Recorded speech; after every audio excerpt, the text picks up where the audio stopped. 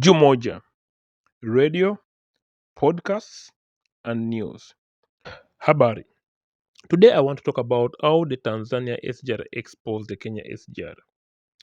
This Kenya SGR that's from Mombasa to Malaba, that's less than 1,000 kilometers, is going to cost 10 billion US dollars. And the Tanzania SGR that is more than 2,500 kilometers is going to cost Tanzania the same amount of money, 10 billion US dollars. How come the Tanzania SGR that is more than 2,500 kilometers going to cost Tanzania 10 billion US dollars? And in Kenya, their SGR from Mombasa to Malaba that is going to be less than, again, listen, less than 1,000 kilometers is going to cost them the same amount of money that Tanzania is going to spend on their SGR that is more than 2,500 kilometers. You see, Tanzania SGR is the same amount with that of Kenya, but the Tanzania SGR is twice as long as that of Kenya. The Tanzania SGR is 2,000 more than 2,500 kilometers. Yet that of Kenya is less than 1,000 kilometers. Also, the Tanzania electric trains are more powerful than the diesel trains of Kenya. How come Tanzania, their SGR that is well longer than that of Kenya is going to cost 10 billion US dollars? And Kenya is going to, the Kenya SGR plan is also going to cost 10 billion US dollars. How come that's possible? Because the Tanzania SGR plan is stronger, it's electric, it's more modern, it's faster. You understand? The Tanzania SGR, listen again. The Tanzanian SGR plan is faster, is more powerful, it's electric, and is more powerful. It pulls more cargo than the Kenyan SGR. So how come a train? How come the Tanzania SGR plan that is longer, more effective, more powerful, faster is the same amount like that of Kenya, 10 billion US dollars? Many things. You see, corruption in the Kenyan system. Kenya is very corrupt. Their leaders are very corrupt.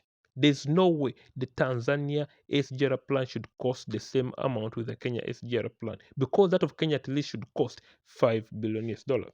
Many Kenyans are going to say, oh, because Tanzania, the government owns all the land, there's no compensation. No, in Tanzania, there's also compensation.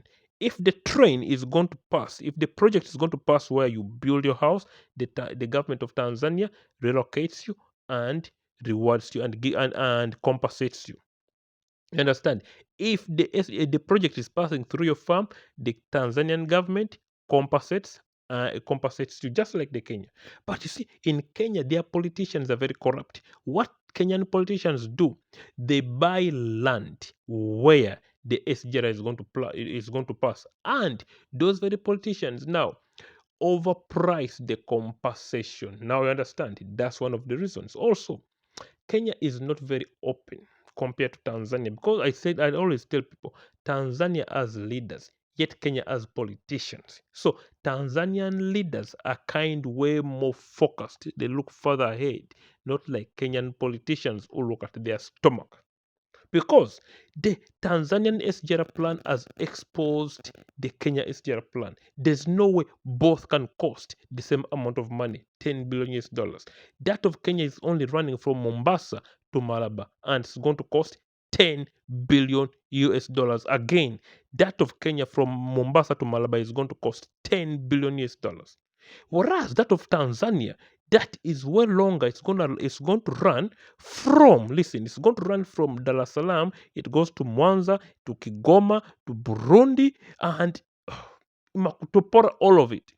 It's going to cost the same amount like that of Kenya. That of Tanzania is going to be one of the longest in the world. It's going to be the longest in Africa. Yet it's costing the same amount like that of Kenya. And actually, the Nigerian one that's shorter, it's costing more than that of Tanzania. So Tanzania, you guys should be proud, because your country, you may not like it, but they are doing things way better than these other countries.